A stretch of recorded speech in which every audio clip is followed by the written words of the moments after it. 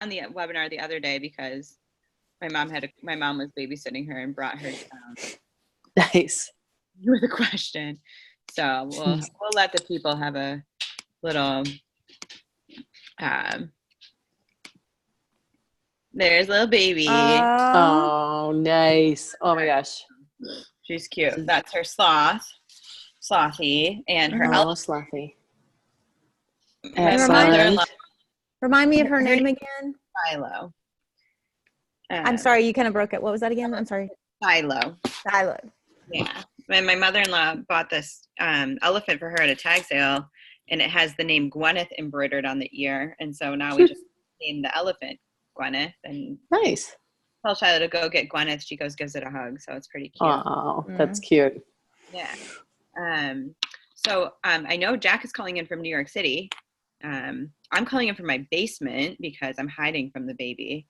She's with upstairs. But Michelle, Kim, where are you calling in from today? I'm calling in from Fort Lauderdale. I'm down here just visiting a friend of mine for a few days.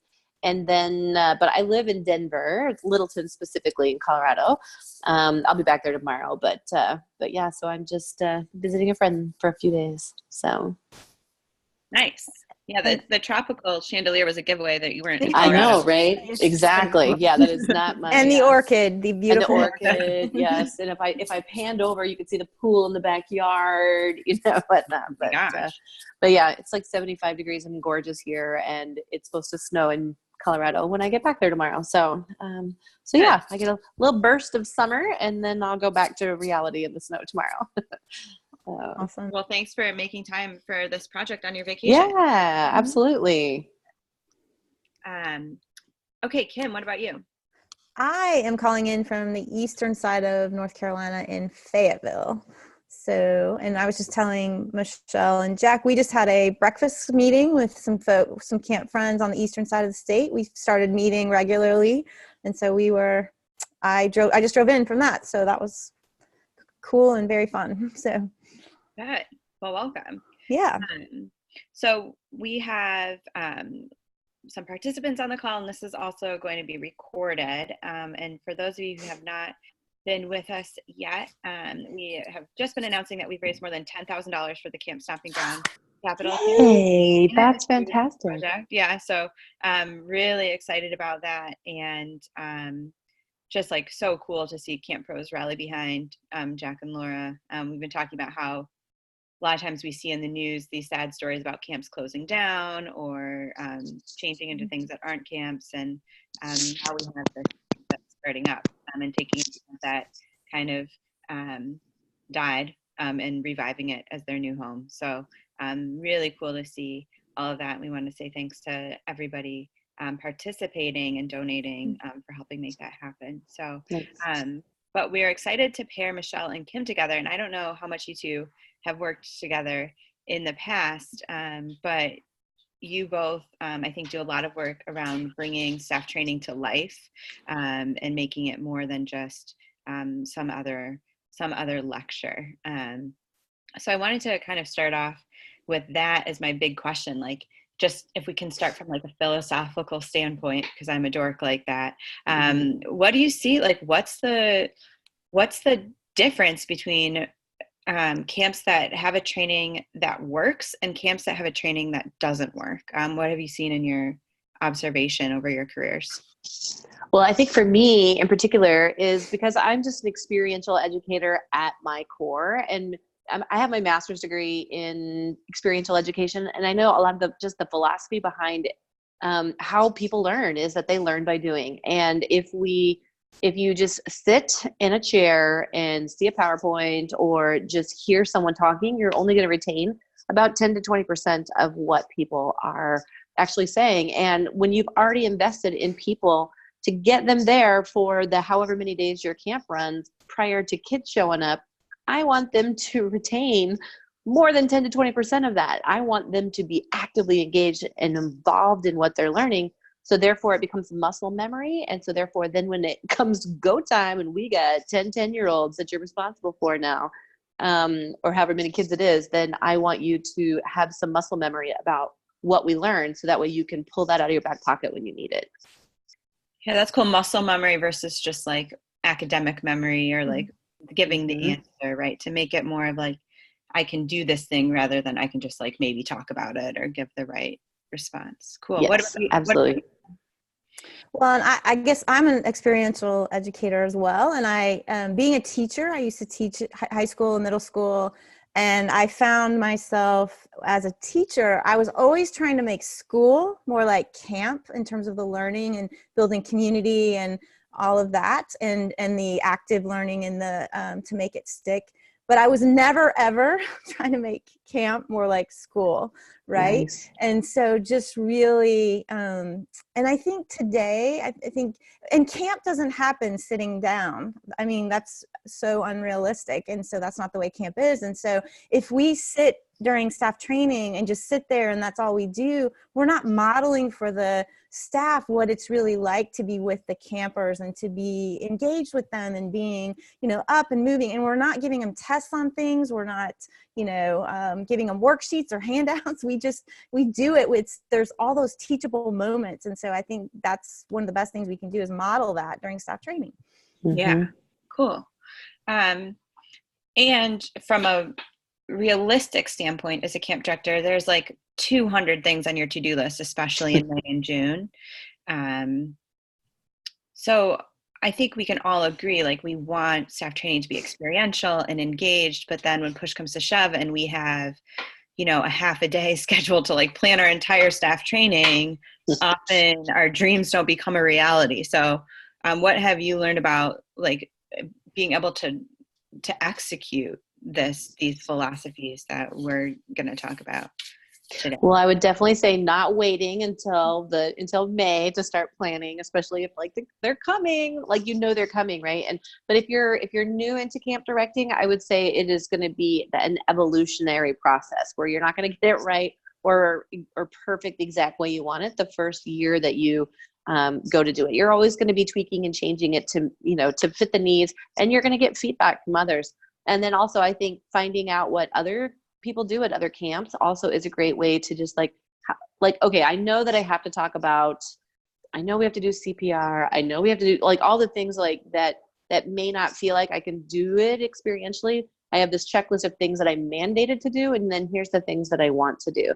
And I would find, I would reach out to other people that have also done like, here's the mandated things you have to do, but here's how you can do them experientially. Like reach out to the community and find out some of those things.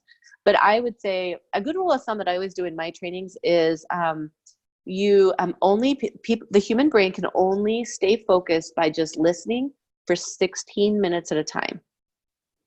That's how long the brain can hold information before it physically starts to shut down and people start to like wander and their brains start going to something else. And so for every time in my training, when I'm looking, I'm like, okay, we've been sitting, you cannot sit for longer. 15 is just easy because it's a 15-minute increment. But then, and all you have to do really is at that 15-minute mark is turn to a neighbor and share with them what you just heard and what you just learned and how you would implement this with the age group of kids that you're working with. And that can re-engage the brain. It also helps them start getting it out of their mouths that now they can know how they're going to apply it. So this is really cool because this is like a baby step into experiential stuff. Like it's really daunting to take my emergency procedures talk that I've always done and make it experiential, but maybe I can do just a couple of small interventions, just increase the experiential degree. It's not going to be like the best thing ever, but maybe those couple of interventions make it twice as impactful, right? Yeah. And then I know Kim is also really good at coming up with like little tiny activities that take 2 to 3 minutes. I call them jolts because you're jolting or you're inserting this little tiny activity that is going to match. It metaphorically matches whatever it is you're teaching, but it only takes 2 to 3 minutes. Okay, so, I need some examples of these. This is really good. Jed did one the other day on our call, and I won't say what it was. You'll have to go back and watch the video, but okay.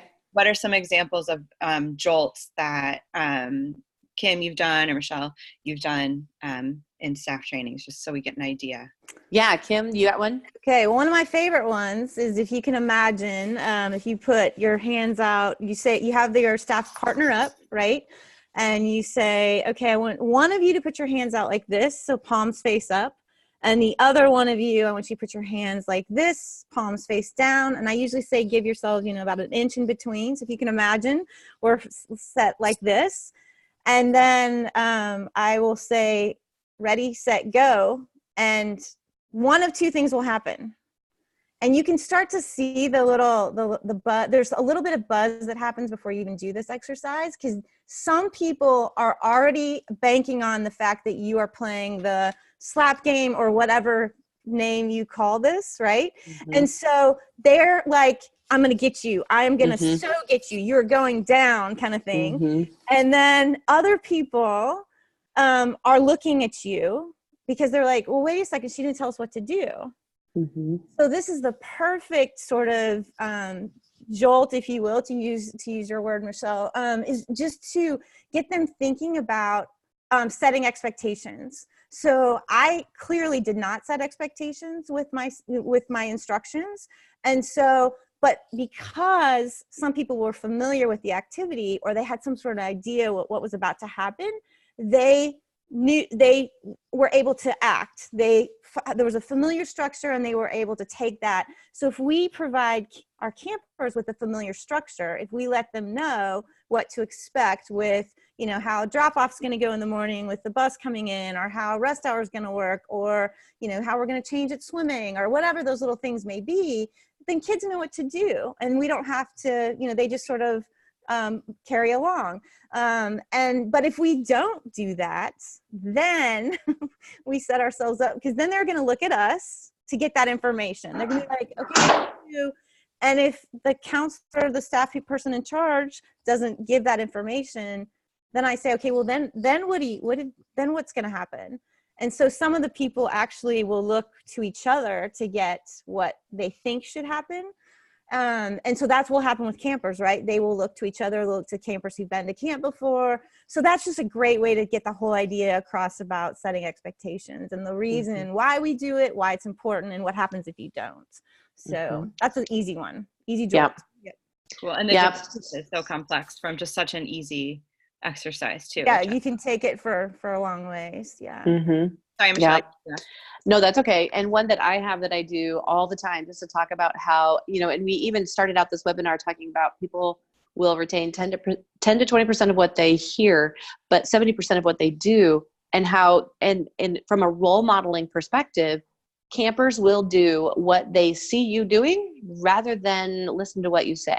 And so a quick little example I have of that is even everybody at home right now that's watching this webinar can totally participate in this real quick. So everybody just go ahead and make the okay sign with your hand, if you would, just like that. And everyone just take that okay sign and just put it right on your chin.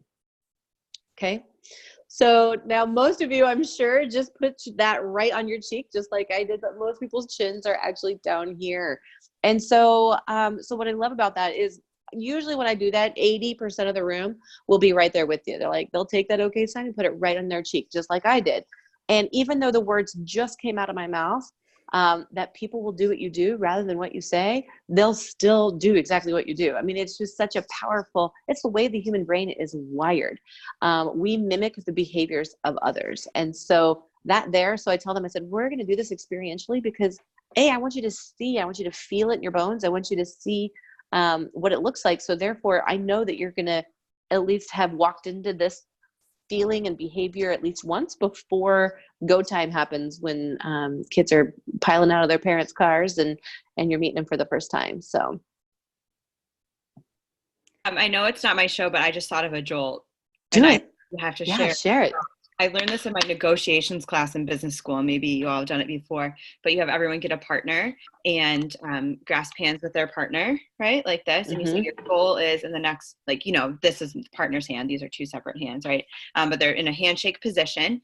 And you say your goal is to get your partner's hand over to your side as many times as possible in the next 30 seconds, right? And so most people have this tug of war where they're pulling at their partner. But the best teams work together and go back and forth. So it's all about win-win situations and expanding the pie instead of this competitive assumption that we make in our society that you're always against the other person, right? So I love these little ones because there's no props, right? Right, exactly.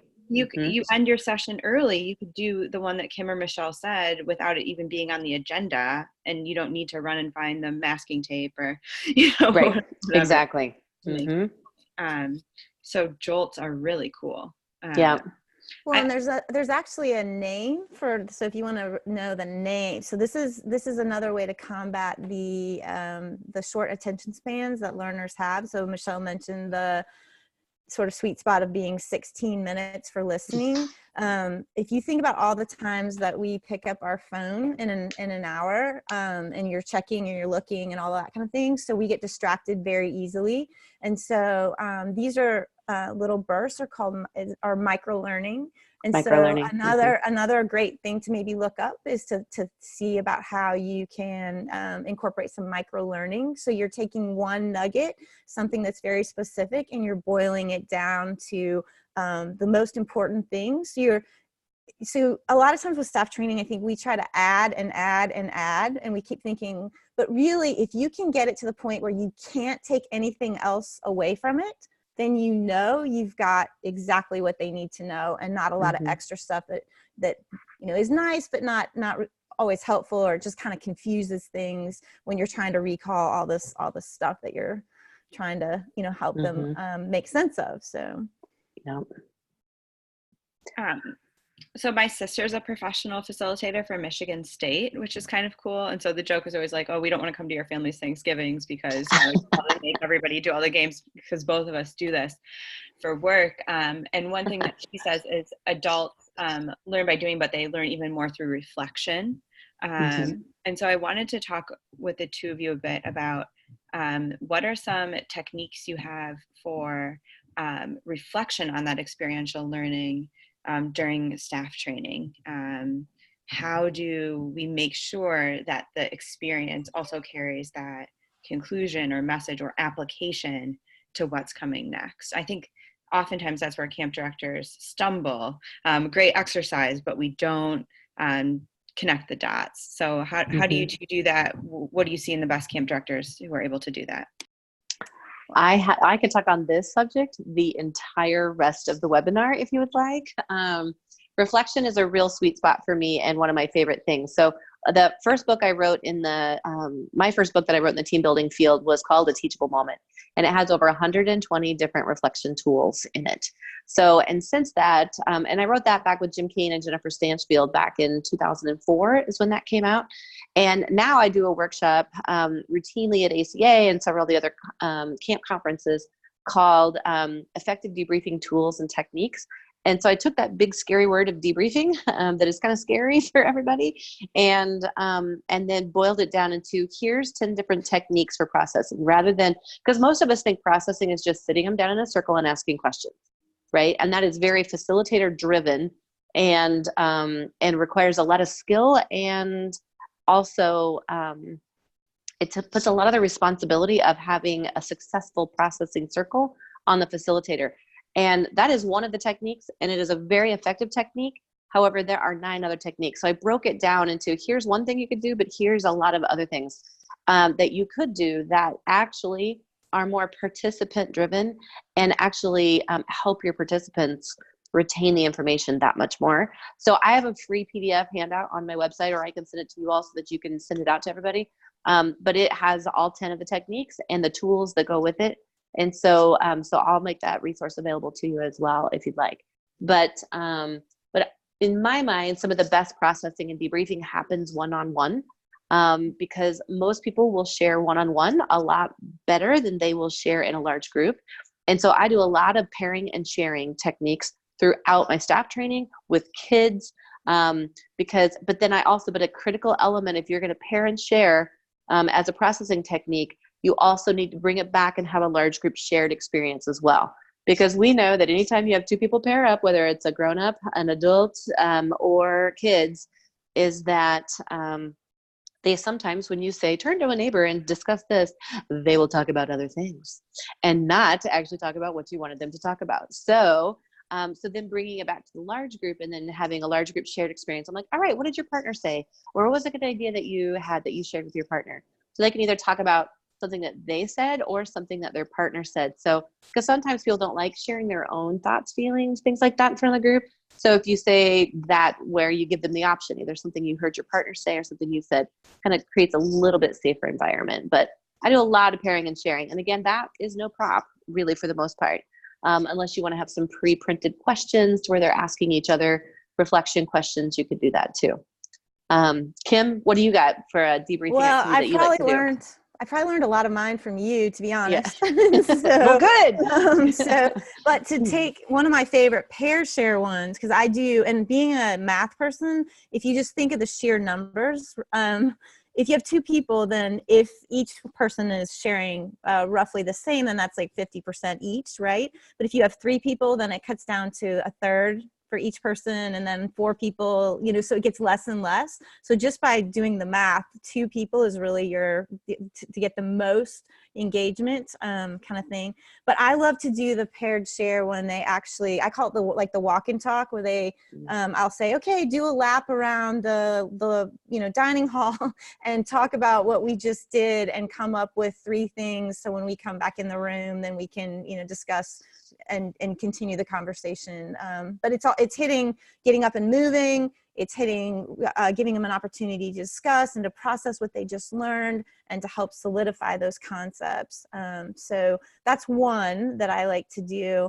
I also like to give them an opportunity to, because I think it's important to have staff, even though I said, we don't want to make camp like school, but there is a benefit for having people write something down, even if if they write it down one time and they never ever look at it again. I call this the grocery list phenomenon because I'm notorious for writing my grocery list. I still use paper, and usually it ends up on my counter, on my table. But then when I'm out and about doing my errands, my list is of course on the table or counter where I left it. But because I wrote it down at one time, I usually can remember almost everything that I had on my list.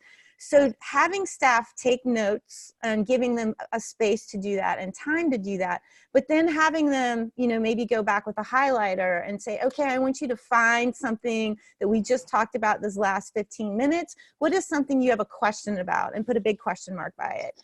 Or what is something that really stands out to you? Like, this is something I know I want to do. I want to use this with my campers, or this is something that's just like, yes. And so you put a star by that. So giving them opportunities to interact with their notes, I think, is another way to do some processing that gives them that reflection time, but just in a more visual kind of way. Yeah. One of the things I love about the walk and talk that you described, Kim, is that you gave them a very clear objective for what they would be talking about. Like, we want to three things so we can direct the conversation. And then the other thing is the lap around the dining hall. I can see very clearly how much time I have versus like, I'm going to give you 90 seconds to debrief. Like, I don't know what that means. But if I have to do it while I'm walking around the dining hall, I know, I'm halfway there. I think it helps stay on track. So like, there's so much embedded in these examples that both of you described. It's just so much more impactful than like, okay, like any questions, moving forward. I learned from a professor I had, Jane Dutton. She says that some people, actually it was Paula Caproni, different professor. She says some people think while they're talking, some people don't, right? But we mostly hear from the people that think while they're talking, because they get out the gate first. And that's why I love this this idea where staff could write a reflection down and then share it with a partner, right? Or give the introverts a chance to process, give everyone the same opportunity to process before the conversation is dictated by the loudest, most outgoing people.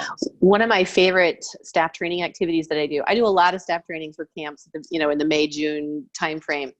And one of my favorite and one of the best feedback that I get from camps, that this is also their staff's favorite, is usually towards the end of my staff training day with them.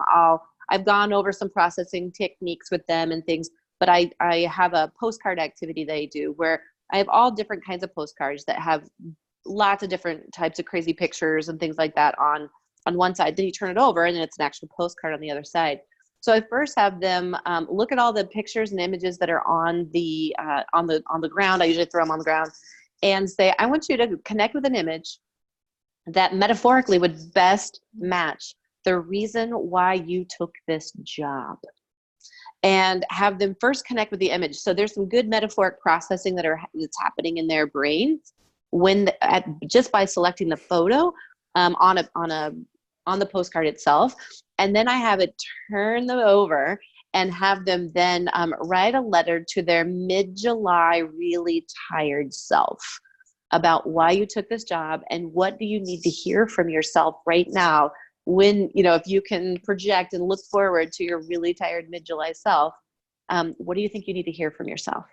And then so they're doing some good processing of why they even came here. And then you get, I leave them with the camp director and then tell them to, then like, it's your choice when you give this out, but when you feel that lull midway through the season, when everyone is like, oh my gosh, fatigue is starting to set in because we've had multiple sessions now or whatever. And it can be that little burst of energy, breath of fresh air and routinely that is some of the feedback that I get, that was staff's favorite thing, that they get this. And then they see them all over camp. Like they'll put them up on bulletin boards and things like that as those little reminders. So that's also one of my hands down favorite staff training activities that I do. And I was at our local thrift sale the other day, and they have so many postcards for sale. Oh yeah, absolutely. It could be so easy to pick out 200 cool postcards for people. Yeah. Well, and if you work for a nonprofit, if your camp's a nonprofit, if you do a quick Google search on postcard printers, you're going to find a lot of them, and they get discards all the time. They'll do a run and their client only ordered this many, but so they've got this many left over. They will donate to nonprofits. They absolutely will. So, and then you could and I also teach staff that activity by having them do it, but then I tell them, do this with your campers, and then have them at the very end of the week. Pick a picture that best describes something you learned at camp that you want to remember, write a little note to yourself, and then mail it to the camper right before Thanksgiving. And then, and tell them, we are so thankful that you came to camp last summer. So it's a great way to do, starting to recruit for next summer and things like that, by also getting something in the mail from camp. You can have other campers sign something and stick it in the envelope and mail it off. So lots of different variations that you can do with that one. So here's a crazy one. People are probably going to think I'm nutso for even bringing this up, but this is one. This is one that one of the things I've also done some research on, or had some opportunities to learn more about brain-based learning and how the brain learns best. And one of the things to keep in mind is the brain remembers what you learn first and what you learn last. Mm-hmm. And so if you can. So you really want to, you're opening to staff training.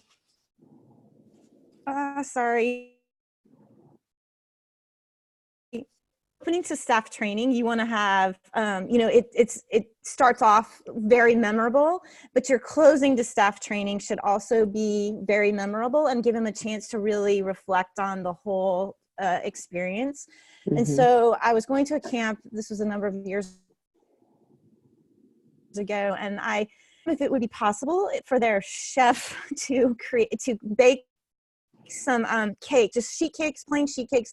We divided them into fours, and then we had different colored frostings, and so we divided all the staff up into groups at the end of staff training. And I said, your assignment is to, with your cake and the frosting and the other things that we had to decorate, could you summarize what you learned of the whole week of staff training, or the whole day, or whatever it was, in this cake? And so the talking, the conversations that they have to decide what's going to go on that cake, what's the most important, that's where the learning is really being recapped. You're just giving them a vehicle to do it. And the cake is pretty cool, mm-hmm. because it's a cake. And then we did a gallery walk where then they had to share their cake, why do they decorate it this way? And then of course you let them eat it at the end, and they think that's really cool. Mm-hmm. And I happened to go back to this same camp the next summer. And so I was like, oh my gosh, how do you top doing a cake? Right? How did they, because they totally remember this. They're like, here's the cake lady, she's coming back. So I decided so we did a recap of what some things we learned last summer, and in a way that the new people could also learn from some of the key points. But we did a cake walk. So I started with a cake, and if you've ever been to like a carnival where you have the cake walk and the numbers and all that, we played music. And so when if your number got called, then you got to pick out of a bag or a hat or something, a key point about the staff training that we talked about last summer, as a way to just kind of reflect on that, and then bring the new people up to speed, and they could kind of teach each other about it. And then, so if you want to, involve your kitchen, you can make some cake, or just even like graham crackers and frosting. I mean, you could do it that way too. So it doesn't. Right. Yeah. Anyway, and with a bang, that's something that they nice. Yeah. No, so, The sweet spot. Yeah. The sweet spot. I love these ideas because you can take this concept and you could do it 100 different ways, right? Like you've got a bunch of Play-Doh. Yes. Like, let's go. Right. It's the same kind of deal. So, I like to maybe end an activity like this and ask, what are 10 different twists that we could put on this activity if we wanted to do it with campers, or if we wanted to do it next year? It's actually 10 different ways we could do something like this, but make it a little bit different, right? So to also get them practicing that creativity kind of angle.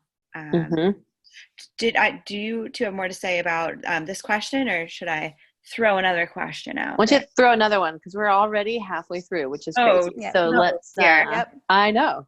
Oh dear. Yes. Okay. This is switching angles a little bit. One thing I noticed with a lot of camp directors is that we can be possessive over staff training, and we don't allow others to lead in staff training sometimes. So what have you seen as successful methods of getting others at the front of the room, but still keeping things engaging, experiential, accurate, still keeping a high quality training? How do you train others to train? When does that work? When does that not work? What have you observed? I would say it depends on like a length of time. If you have some of more your senior directors or whatever coming in even the day before all the rest of the staff, and that's a luxury. And I would just make sure that communication is clearly going to be your friend, making sure that you're effectively communicating what they want to do, but then also letting them have some input. You can say, here's what we've done in the past that really worked well. Does that sound like something you would want to do, or do you have other ideas on it? So allow them to have a voice in it. And then don't make all your ideas all the right ideas, right? Like, even though we know they are the right ideas, it's what you might want to do, but letting them have some co-creation in it will really help with that. It's hard to give up control. I recognize that, but at the same time, it will really show that you also value their input and what they have to do as well. So. And I would say, to add on to that, what Michelle just said, is to also think about, I think sometimes we tend to think that it's the returning staff they're the ones that need to be the ones who are always helping with the information, right? But if there's ways to get new people involved as well in that learning, in that teaching, because everybody really needs practice at this, because they're going to all be doing it once the campers come. And so one way, so this is just something I'm going to throw out as an idea to do, because I think everyone at some point in their camp staff training does, where you teach icebreaker games, or those little transition games for the, when you have 5 minutes, when you're waiting, those holding games, right? And so I've seen it done a number of ways. And when I've thought about this more just recently, I've come to the realization that either the person who's leading those games gets really good at those games, or even if you have 10 people leading those games, only those 10 people are really good at those games. But is there a way that you can get every single staff member to learn how to teach a game to somebody else? So if you think about, let's say you have 100 staff, just for make it easy. Let's say you have 10 groups of 10. What if you get 10 volunteers and you either help them, give them a game that they can teach, or maybe they have a game that they can, that they already know they want to teach. So you're asked for volunteers to do this. You get this set up ahead of time. And then when it's time to start your rotation, they all go to a different group. They teach their game. I give them usually a fun set of Mardi Gras beads or something like that. So it's you clearly know who's the leader of that group. Okay. And then once that rotation is up, then, and you've let the staff know this, so it's not a surprise, then when it's time to rotate, instead of the group rotating or the leader rotating, the leader asks the group, which one of you wants to now take this game to the next group? And so they pass the Mardi Gras beads to the next person, and then that person goes to the next group and teaches the game that they just learned. And so they realize, wow, I just learned this, but now I can teach this as well. So you're giving every single staff member an opportunity to be in the leader position. And you're also mixing your groups up, because every game there's somebody leaving and somebody coming. So you mingle groups very organically, which is sort of an added bonus to that. And I was doing this at a camp last summer, and we had 2 groups were kind of out in the field, and 8 groups were underneath like a outdoor gymnasium with a roof. And we heard the biggest clap of thunder I think I've ever heard in my life. And we're in Texas. And so I asked the camp director, I'm like, okay, I know we need to move somewhere because there's obviously, conditions are calling for this. What is your plan? And they said, well, we just need the groups that are out in the field to come in. So I knew that 2 groups were not going to be able to do their game because of where they were moving. But one guy looked at me and he goes, I got this. Like, he already figured out how he was going to teach the game differently because of the condition. So that was a great teachable moment. And the other thing that happened is that it was almost like playing telephone with games, because somebody would start the game and it would morph over the 10 as it was passed around. And so we talked about that, how, games can change and you can add different rules and different things to make them super fun. So, as you can tell, I don't get excited about this at all. Yeah. This is, Yeah. So, Hates games. yeah. Oh man. Yeah. It's, really cool when you can just launch something, right? And then see the staff starting to teach each other. And that to me really reflects what I want to happen during the summer. Like, I want the staff to support each other, correct each other, teach each other. It can't all be on me. So can we start doing more of those things, like Kim said, during staff training, where the staff are training each other, interacting with each other, giving each other feedback or advice. So they practice that during the summer, and they're not so dependent on their supervisors all the time. Yeah. How do you 2 think staff training or learning has changed in the last 5 years, as we kind of have moved from this millennial group of camp counselors to mini counselors who are Gen Z, meaning they were born in 1996, 97 or later? What adaptations do you think we would need to make to, our 5-year-old staff training schedule to make it relevant to the average camp counselor today? I know you weren't expecting that question, so Yeah. if you don't have an No, answer, that's all right. I get it, but I can jump in. Yeah, go ahead. You start, and then I'm formulating my answer. Okay. So going back to that micro learning idea, because our learners today are more distracted, they're more impatient, they're more they get overwhelmed by too much information. So one of the things that I've been working with camps to do is to really put the learning back on the staff. So finding out what it is that they want to learn, and maybe this is something that they can brainstorm ahead of camp. But what if they come to camp and they're in small groups and they actually create their own, and I would say videos. So you almost have like a library of videos of little micro learning. So I saw this on, it gave me the idea, was on the Redwoods group. They have wonderful safety videos that have been created. And there was one that I happened to watch that was on golf cart safety. And it was 1 minute long. And the person who, actually it's a friend of mine who did this video, Dorcas, she did the golf cart training. And I was like, you know what? what if staff could do that? They could do a video on the golf cart safety, and they could do a video on how to properly put on your life jacket before you get into a boat. Or they could do, all kinds of things, how to, what you need to do with your campers before you put them to bed, or all different things. So having them come up with little nuggets, and then give them empower them to create their own, like, this is what we would do, or this is what this could look like. And then they sort of become the experts on that particular area. So, and then you can create this little video library of all these little things. And so maybe you pull them out in the middle of the summer because you're like, maybe we're not remembering our golf cart safety like we should be, or whatever. So that would be one thing I would think of, is if there's ways that we can incorporate just the use of the technology that we have in a way that's speaks to this group of young people, but is also within our boundaries of what we're trying to do at camp, right? Because I know we're not trying to infuse a bunch of technology in a camp, but sometimes I think when we're using it in the right way, we're modeling for them what is appropriate use of technology. And that generation is so tech savvy, so that would not intimidate them. You wouldn't have to do additional training or anything like that. So an activity that I would do that would, I think, address what you just asked us is, it's one of my favorite staff training activities that you can do on the fly, no matter where you want.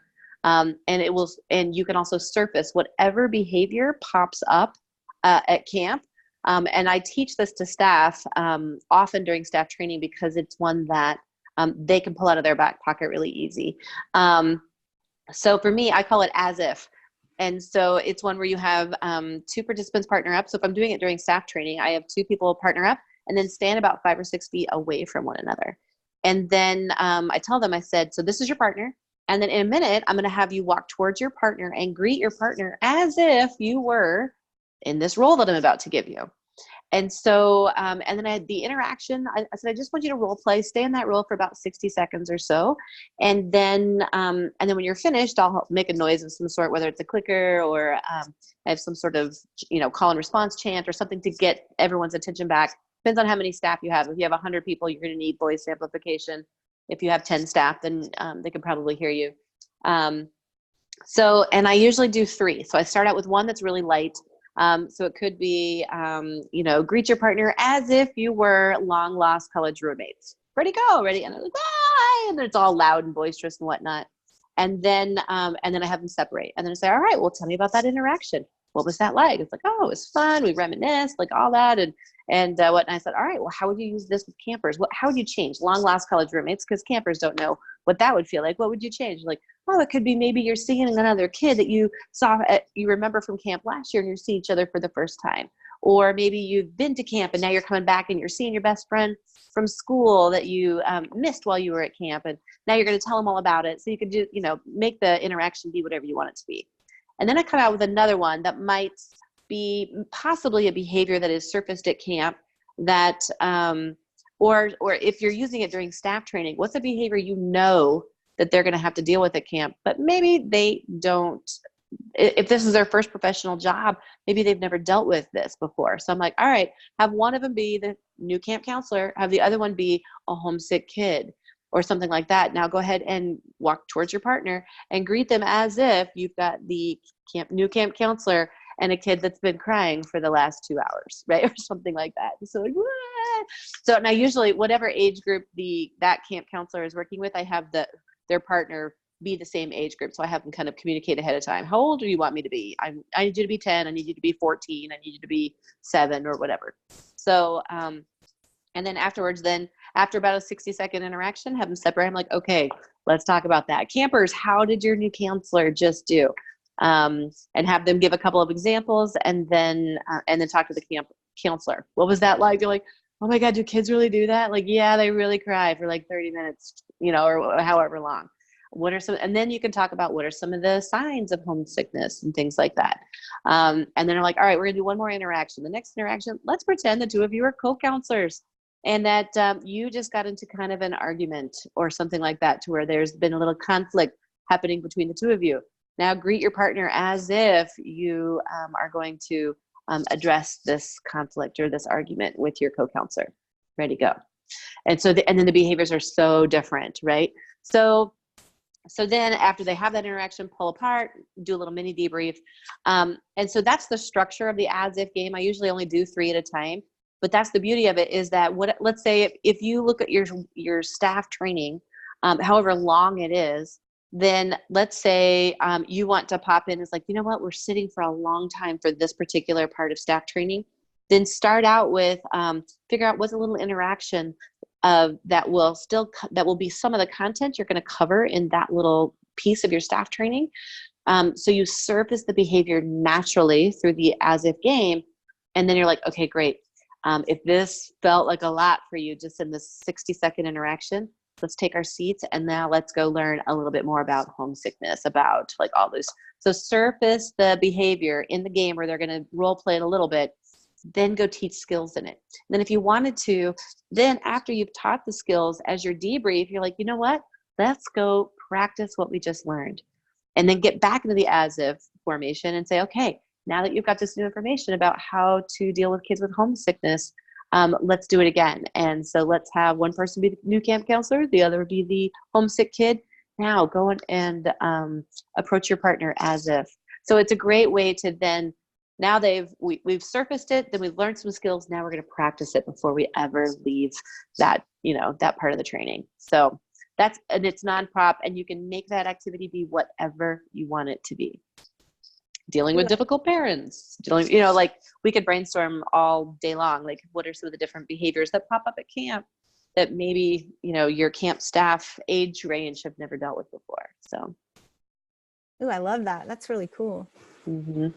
And it's role play in pairs, so you kind of actually get into it, and you're not trying to like be the funniest or exactly like impress people. Like you just right, and no one's go. really looking at your acting skills, Right? right? Other So than your like, partner. If you're nervous, I personally hate role playing, like fishbowl role playing. I cannot stand it. It just really pushes me outside my comfort zone. So, but one-on-one role playing when everybody else is doing it at the same time, I don't really have to worry about my acting skills. So, right, yeah, that's really nice.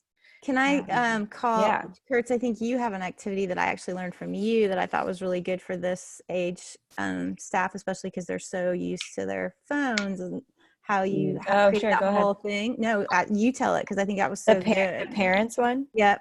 Yeah, so and this is interesting because I've recently become a parent, and I was thinking for a long time, how do we get camp staff to feel the feelings that it might be like to be a parent, to kind of understand like leaving something precious to you with some strangers. And I have a whole write-up on it, which I could put in the chat, but the long and the short of it is I take all of their cell phones without exclamation and leave and I'm the outside facilitator. I'm not even like the camp director.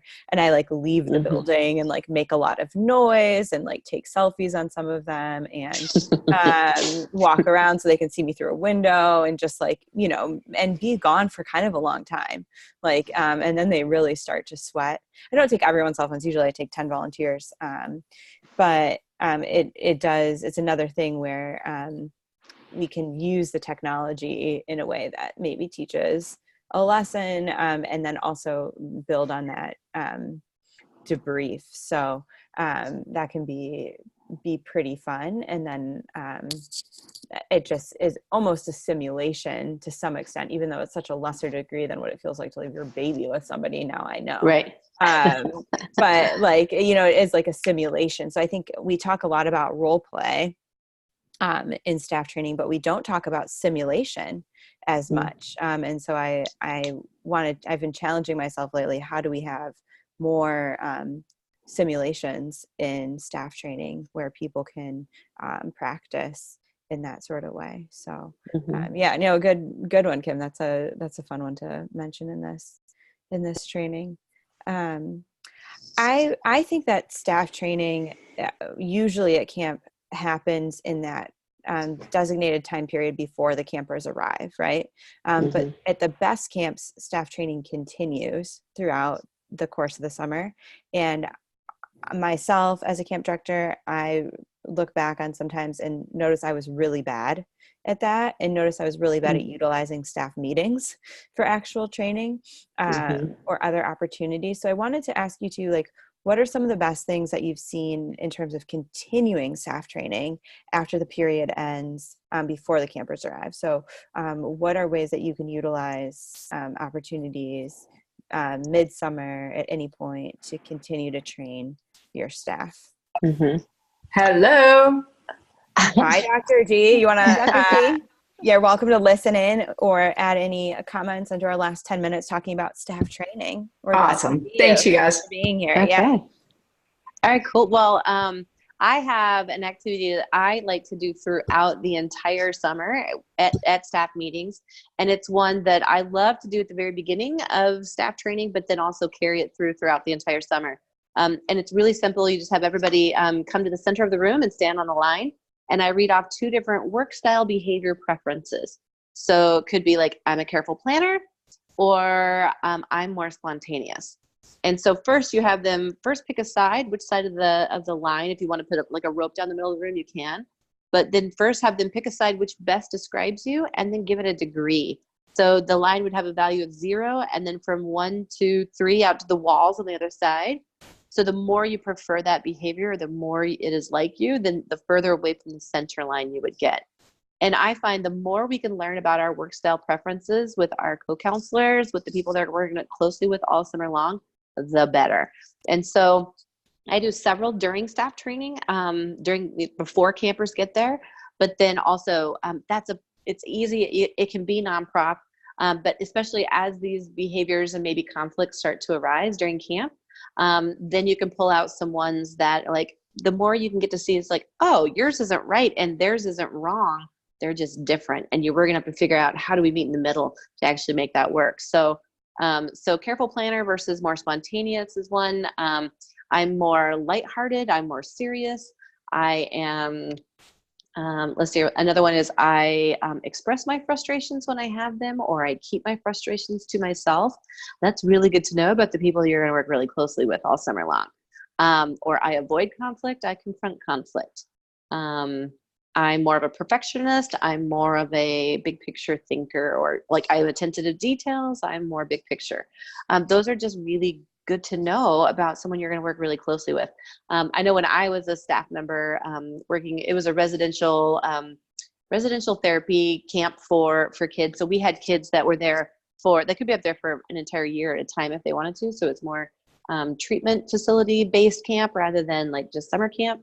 But I had a co-counselor and we were oil and water, but we had to work really closely together all the time. And had I had an activity like this, I would have probably appreciated her strengths that were my weaknesses versus me just being irritated that she wasn't like me.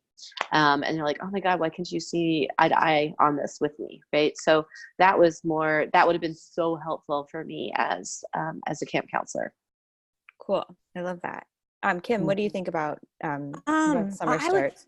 I would say if you can, there's certain things I think you can totally predict that staff are going to stumble with before camp ever starts. So if you can make a list of some of those things, like maybe it's communication, maybe it's, dealing with conflict with campers, or a whole other number of things, and just plan some of those little mini trainings that you can incorporate into your staff meetings, and really carve out time and really hold some time that's sacred for those opportunities, because I think we do counselors a disservice if we just think they're gonna get everything they need during pre-camp and then they don't need anything else. And so really taking advantage of those moments, because as we all know, once you've been through something, then it makes more sense to you. Then you can come back to some of those things that you talked about during staff training at the beginning, and now it's going to make more sense. And so, okay, well now,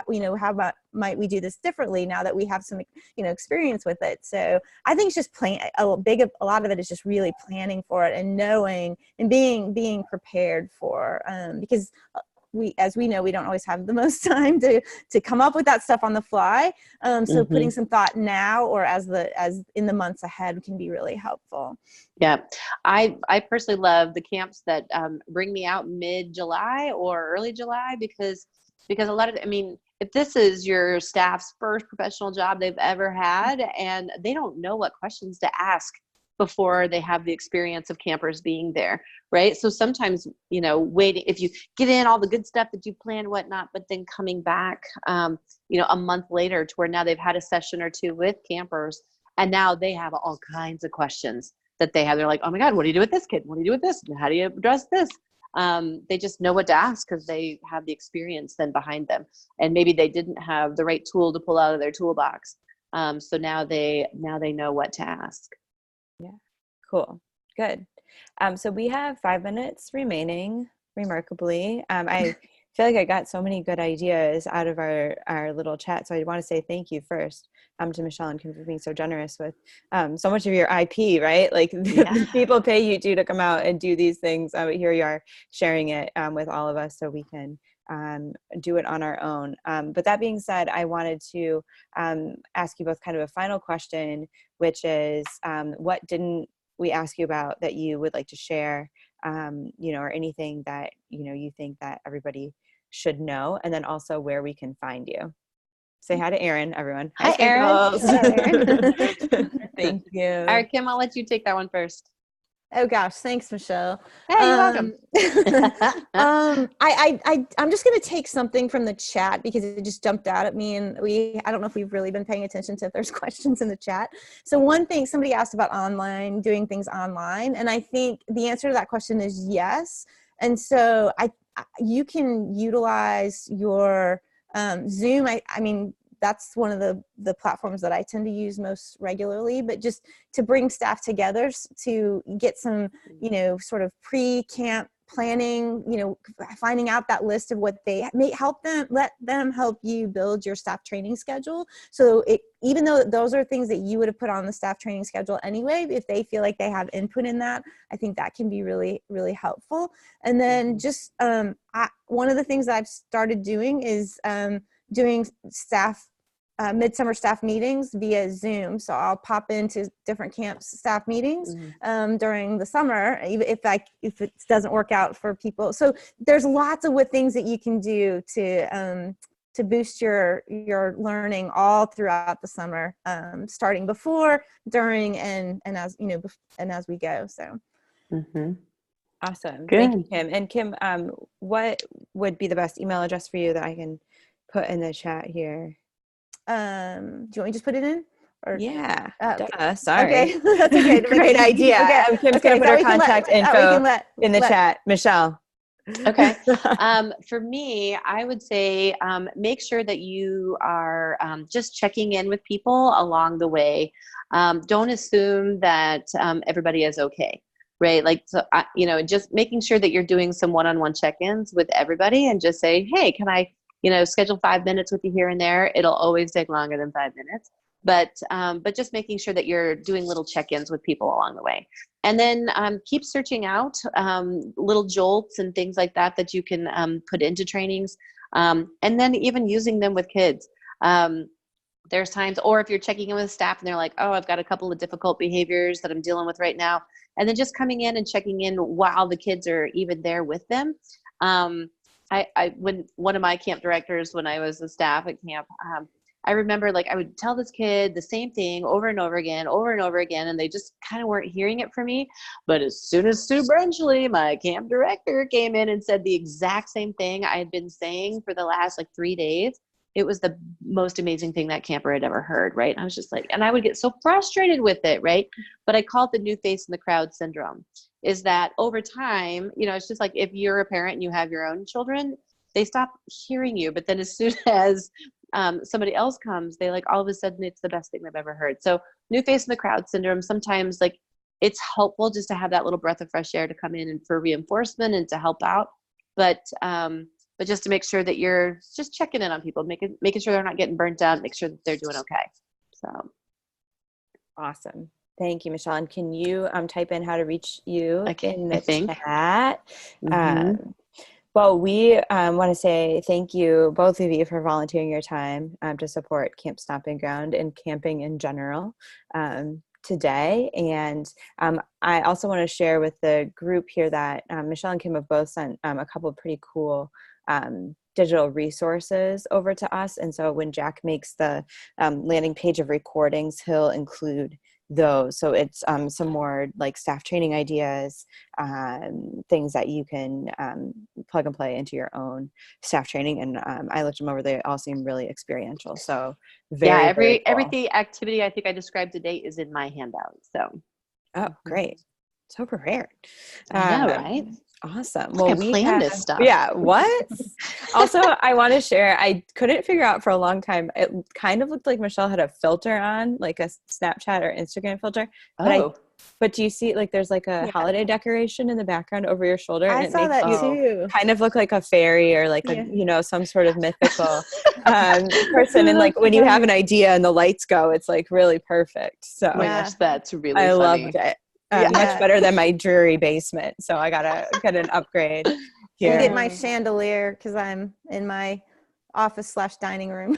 Yeah. Well, you need to get one of those palm tree chandeliers if you really want to, Oh, I totally up see my it game. now that you mentioned it. Oh, that's very it's funny. so fun. No, my friend puts that on for her dog when she's gone at work during the day, and then her dog. That's sweet. I'd like to wish Jack and Laura good luck. I mean, this is so exciting for you all. So thanks, Kim. Thanks for having us. Thank you, Michelle. Thank you for being here today and for helping make this happen. And Kurtz, thanks always for just making an awesome host. Yeah. And I'm excited for Dr. G and Professor Dave in a second. Yeah. Well, I think what we'll do is, I don't know, let's see,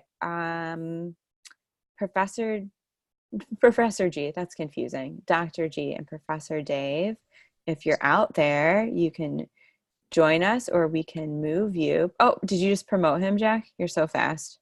We can promote people to panelists. It's like you're summoned. Wow. Professor Dave, very professory background. That was wild. Yeah, you just got teleported there. It's like Harry Potter, kind of, except with computers and weird technology. I was going to go Star Trek, but dreams come true.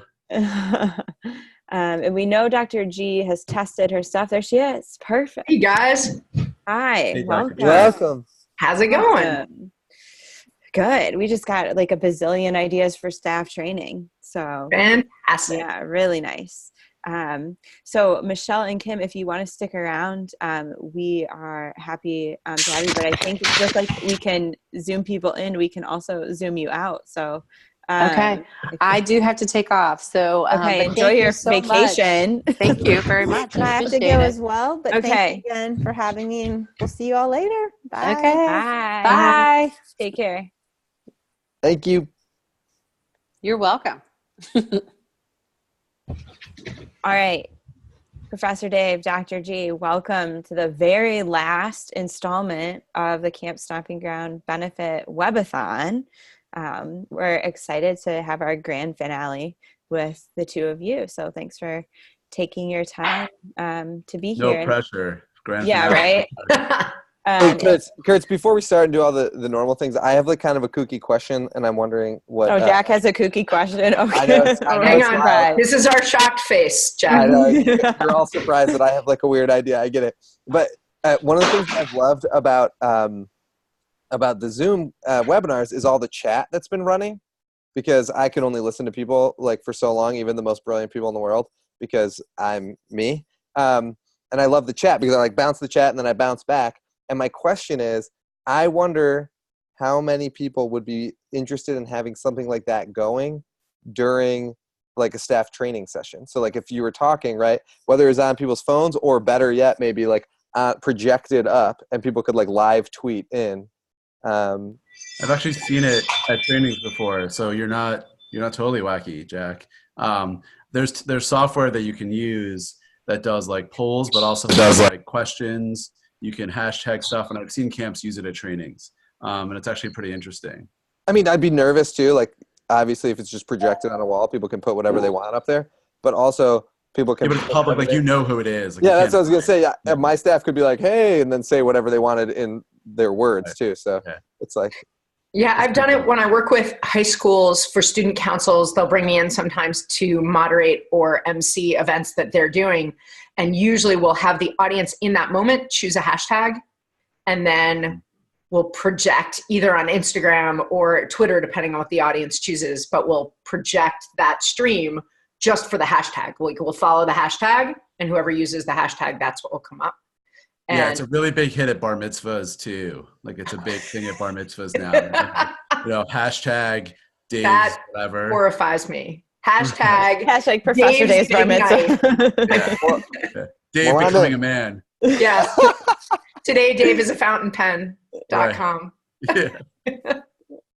Okay, well, let's go Chris, back to staff mental I'm health. losing my touch. I don't even have fun ideas anymore. It's, I I'm just know. stealing other You're, people's. yeah. Sorry, I should have it's kept my fine. mouth shut. I'm sorry. No, Dave, I love that. I can't. Millennials are kind of old now. I mean, I'm sorry. Well, I was saying in the first thing of this, which was about Gen Z, was I have to remove from my bio like proud millennial. It just sounds like I'm like an old, like proud boomer. Like, get over yourself, old man.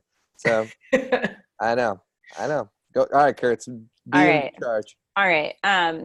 So, Dr. G, Professor Dave, could you each give us just a little introduction as to who you are, what you do, and then we've got some questions for you. So, Dr. G, maybe you could go first. Yeah, I was totally going to make Dave go first. Haha. It doesn't matter to me. Whoever So wants to. I'm a family doctor, which means I see kids and grown-ups in the office for medical issues, and I'm lucky enough to get to do house calls and see people in the hospital too. But in the last 8 years, I've been working primarily as, although I do still see patients, my online and in public life is as a youth development professional, and in the last 3 years, really drilling down to being a resilience expert. There is a bunch of research out there about what the benefits and needs are for resilience, and what I've been calling recently resilience deficit disorder that we're seeing more and more. And also, what are the skills that build resilience? What I'm focusing on really primarily is how do we use stress in positive ways, and how can we build resilience without intentionally subjecting people to adversity? And so those are the areas that I'm most interested in, because they relate so directly to strengthening mental health. So I mean, anything I say after that, you know, no competition. But I am not a doctor. But You're a professor. It's I'm cool. a professor. I don't like to say camp consultant, but I'm a camp guy who loves camp and loves helping other people make their camps better. And primarily working with staff, leadership teams, working on culture, working now, you know, more on the mental health pieces and taking care of people. I am a professor. I teach at Temple University here in Philly. And then I also run a master's program in camp administration and leadership. I've been doing that for about 8 years. So it's an online degree. So that's why I'm in my lovely office at home. So I travel all over the place, speak at a lot of conferences, love talking about staff and challenges and solutions and opportunities and all those great things. Awesome. Well, thank you both for being here. And if y'all haven't heard, we've raised more than $10,000 for the Camp Stomping Ground Capital Campaign. So it's an awesome contribution that we can make as a community to Jack and Laura, who have given so much to all of us. So my first year as a camp director was 2009, and no one said the words self-care or staff mental health ever, right? And that was 10 years ago, which in some ways seemed like ancient history, and in other ways seemed like wasn't that long. So my question to both of you is, like, what happened? Like, how did this go from, it seems like 0 to 100 in the course of the last decade? Like, help us think about that change, or were we just like not aware in 2009 and it was happening? So what do y'all think about that? The last decade that has gotten us to this point. I think, you know, an obvious piece to point at is technology has changed our society in so many ways. And if you look at 10 years ago, there was no Instagram, there was no Twitter. I don't think there might have been Facebook, maybe just the beginning. You know, I grew up at a time where there was no internet, right? There was no such thing. And as like a young man going to camp, like we didn't call each other during the year, right? Like we saw each other during the summer and said hi. And I just think that there's so much access now to so much information. There's so many ways to learn things that maybe we're not ready for developmentally, that we just are, as a society, struggling with what do we do with all this information. And, you know, I talk about it all the time. Like, you look at somebody's Instagram, it looks like they're in Aruba every single day, like drinking an umbrella drink in the perfect sunshine. But that's not true. That was like one vacation they took in 2012 that they just keep reposting the same picture. Those people are struggling just like everybody else. But we just don't see it. It's much like when staff are like, you didn't yell at that person, right? That, you know, they got in trouble, but, you know, but the other person didn't. But that's not true. They just don't see it, right? So I think it really has to do a lot with just the way information is given and processed and seen, and this kind of celebrity culture. But Dr. G probably has some good stuff too. I think the answer to your question, is it this or is it that, is yes. If everybody I know, and Dave, were you on a camp staff before 2009? Yep. You could think of some people from them, please don't name names, but you could definitely think of some people from then on staff who were having mental health struggles, and that were both soothed and exacerbated by being at camp. Because one of the talks that I do at conferences a lot is camp makes people anxious, and it's the perfect place for anxious people. Meaning there is a lot about camp that inherently makes people anxious, not to say gives them an anxiety disorder, but makes us nervous. Change, new structure, more structure, and less structure. Camp is different every single year, even if everything else is the same, because camp is about the people, right? And since you don't have exactly the same people every summer, it changes every year. So there are some things about camp that make people more at risk. The work we ask of our staff, the hours that we ask, and then their own drive and desire to get in the social time that they need in and around those hours, whether it's day camp or overnight camp. Very few people finish working at camp and say, oh, I feel so much better rested than before the summer started. So, and that has ever been true. It's always degraded and supported mental health. But we are paying attention better to it now. And also, Dave's totally right. There are all these pressures that we didn't have that are different. And so we are seeing rising rates, and also are better able to articulate it and address it than we were. And on top of that, I think that, you know, you just look at the way it's okay now to say that you don't feel great, right? I would say when I was a young staff member, I had bosses or whatever, peers, that it wasn't okay to admit that maybe you're having some mental health issues. And I think we've gotten better at asking those questions. And it's why we're here today. You know, I just ran a conference in Texas with camp leaders, and that was a lot of the talk, right? Where we want to know if you're okay. Because if you're not okay, we want to take care of you, first of all, but also, are you okay taking care of other people's children? So I think we're just much better, and I think it's a credit to, I don't know if it's just us at camp or if it's other places as well. I think it's credit to us that we're asking better questions, and we're taking the time to find out how people are, and we're providing those resources for them, hopefully. So in that, what are camps doing that are doing this well? Because a lot of people I talk to are kind of flying by the seat of their pants, right? And working with staff mental health issues in a much more reactive way than a proactive way. So what are the two of you observed in terms of successful proactive things that camps can do to foster staff mental health? Like, let's just start there. I think it's important first to point out that anyone who is addressing this is already working towards best practices, because there is no one set yet of defined best practices. I know that there are a couple of programs out there, and first aid, mental health first aid has a lot to offer, although I've been told, and I don't run a camp, I'm the medical director at a camp, but I don't run a camp, so I can't say this for sure, but I've been told it's not a perfect fit for camps. It's not quite a square peg in a round hole, but it's not exactly right for camps, but that it's adaptable for camps.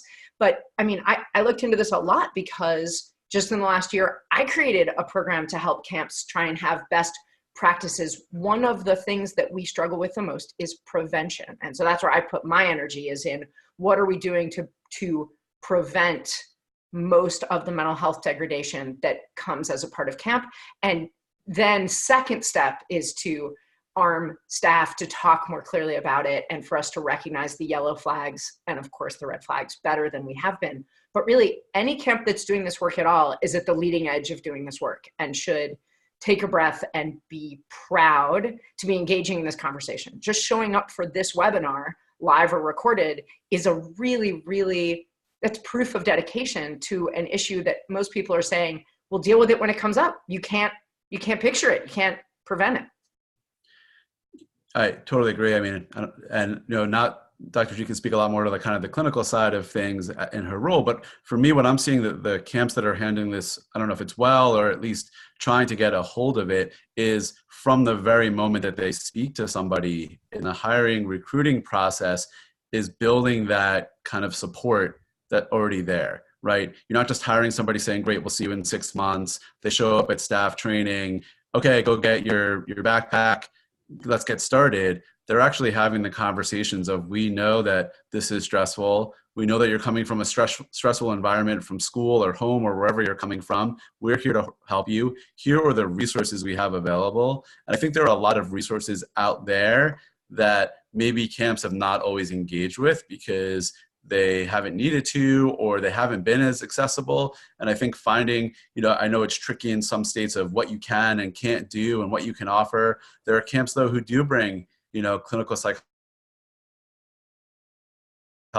during the summer to kind of have conversations with staff who feel like they need to talk to somebody. And just I think it's just us showing up and saying, we're here for you.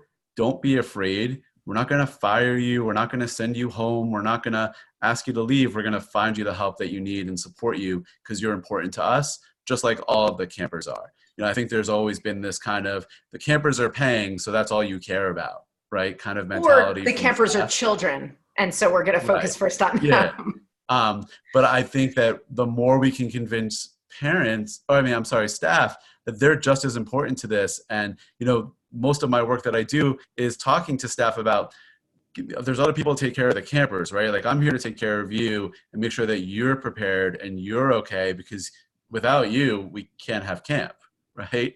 And if you're not healthy and if you're not okay, then all of this kind of falls apart, and just be honest about it. So I think that those camps that are doing that are doing a good job. Naming the elephant, I think, is a really important part. But, Dave, I think you really touched on something important from the very first time that we interact with staff, meaning when they approach us or we approach them for the interview, is a great opportunity. I did a webinar with Travis about the interview and how you can prevent overwhelm and ghosting, which is something that a lot of camps are struggling with, having their staff or potential staff engage and then just disappear, even before the first day, or even between the first day of training and the last day of training before camp begins. And a lot of directors that I speak to and work with are really hesitant. They say, I can't address this in the interview. That would be illegal. Asking about mental health difficulties is illegal. Asking about resilience is not. Asking about coping strategies for when life gets stressful, asking what you've learned from a mistake in the past, asking questions that will help you figure out this person's strengths and challenges when they're sleep deprived, not if, when they face a situation they've never faced before. Even using what anybody who's heard me speak has heard me call when, not if language in setting up those scenarios, so that you can see the look in their eye when you say, when you have a camper who doesn't like you and won't listen, how will that affect you, and what strategies might you call on that you've used in the past? And when you say when, if you can see that they're visibly taken aback by that, how could somebody not like me? That would hurt me tremendously. If they're able to process that with you and discuss it, I wouldn't consider that to be a yellow flag. But if they try and pretend that they don't have that reaction, and when you ask them about it, they still try to pretend they don't feel that way and it wouldn't bother them, that would make me worried that this is somebody who isn't going to be able to bring to the table when they're starting to have a concern. Right. Sorry, go ahead. Dr. G, before we get too far down this road, Logan is wondering that podcast or webinar with Travis, do you know where we might be able to access Yeah, can we post it afterwards? Because I don't want to send you to the wrong place, but absolutely, Okay, I can great. give you that link. Well, if we send it to Jack, he can post it on the recordings page. Yep, So if that's anyone's what I mean. wondering That's what about we'll that do, reference, for sure. we'll get it there. Okay, Dave, sorry, I I didn't. just want to go back to the mental health first aid piece.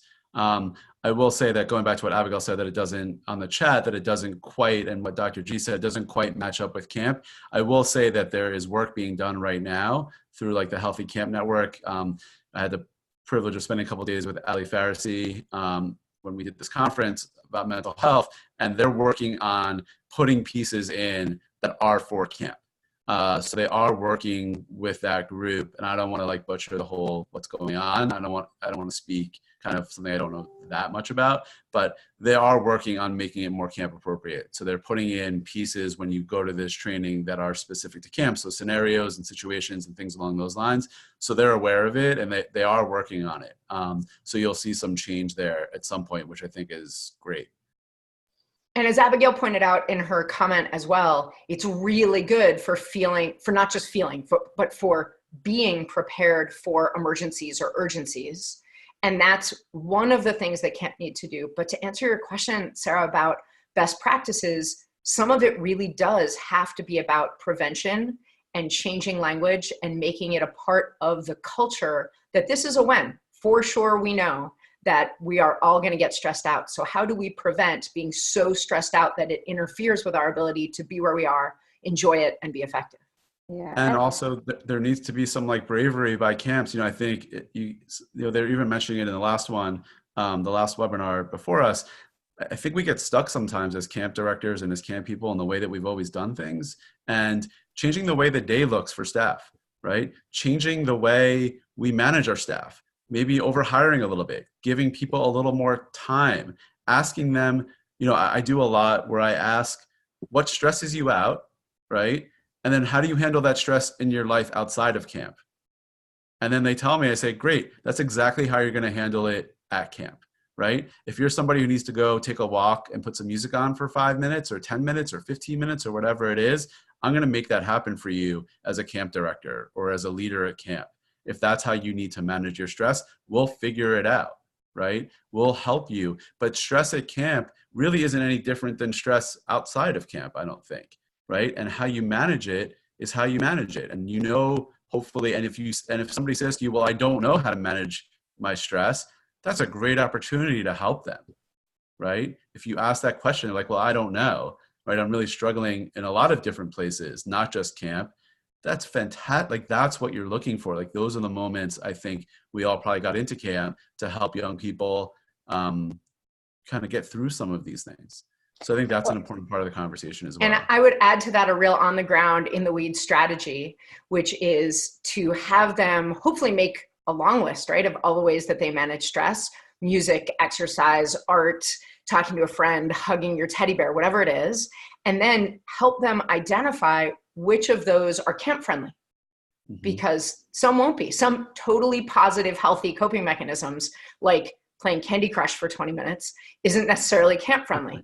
Or is camp friendly, but only at certain times or in certain places. So I think being really specific with young adults who are maybe experiencing a high stress job, and absolutely camp is a high stress job for the first time or the second time, this is a great time for them to think, okay, these are the things I do. And instead of realizing they just feel bereft because they can't do them, figuring out how to adapt them or pick the ones that can really be supported, or let the camp staff know, here's something I think is really useful. A lot of people manage their stress through exercise. And day camp schedules and overnight camp schedules, for sure, don't always allow people to do that form of exercise. So can you allow for that? Can you be flexible, as Dave's saying, in your camp day or in your schedule? Just like you might have an on-duty schedule for at night, can you have an on-duty schedule for early in the morning so people want to get up and go running or swimming or whatever they want to do, aren't leaving their kids uncovered while they might go do that? Yeah, and I think, some of the people with the walkie-talkies at camp can step in also, right? Which I know sometimes is not always what they want to do, but that's a strategy level, the walkie-talkie level of the org chart. Yeah, I've been wearing that walkie-talkie for a long time, and sometimes you have to put the walkie-talkie down and give it to a camper. Say if somebody says my name, like find me and give that back to me. Just don't press this button and go help, right? And say like, you know what, that person needs 15 minutes, right? And go give them that 15 minutes yourself, and that's going to go a long way too in building trust and relationship on top of everything else. I love that. I love that. We encourage our walkie-talkie people to be in. Everybody at our camp actually has a walkie-talkie, but the leadership folks to really just put their walkie-talkies down. But I want to push this conversation into somewhere where I've never heard anybody at any conference talk about it.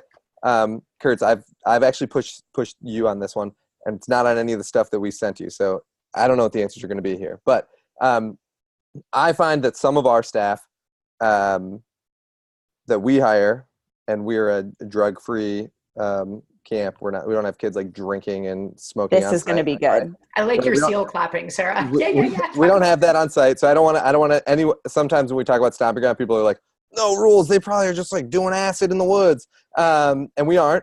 But man, I'm not coming now. I was going to come, but now that you said that, I'm out. We do have staff. We do have staff who I think their number one coping strategy for most of the year is to smoke weed. And actually, it's not smoking weed anymore. It's like juice. Chewing weed. Vaping weed, right? It's juice instead of flowers for them, right? So they all, and that's they're high for some portion of their day, every day, all year long. And then they come to camp, and there's this shock of all the things that you just talked about, Dr. G, around high stress and community and new people and all that kind of stuff. And their number one coping strategy not only is not allowed, but it's illegal. So we're not going to, we rearrange whatever because we get to do whatever we want, but we're not going to rearrange that. How do you think about that? I don't think there's an easy answer, but how do you start to think about that, or give us some context on what the world looks like in that realm? You want to go first, Dave? Yeah, go first.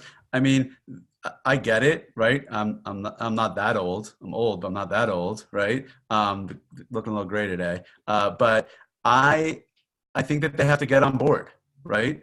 I get it, right? But find other ways, like Dr. G just said, like find other ways to manage stress.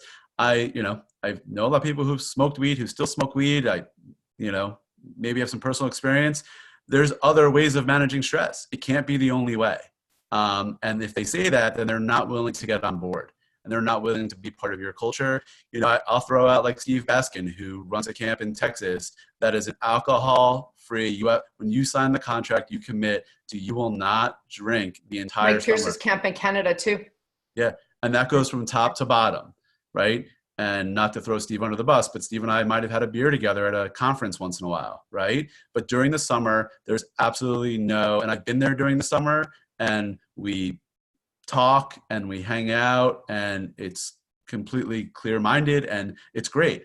And if somebody breaks that rule, that means that they haven't bought in and they can't be there.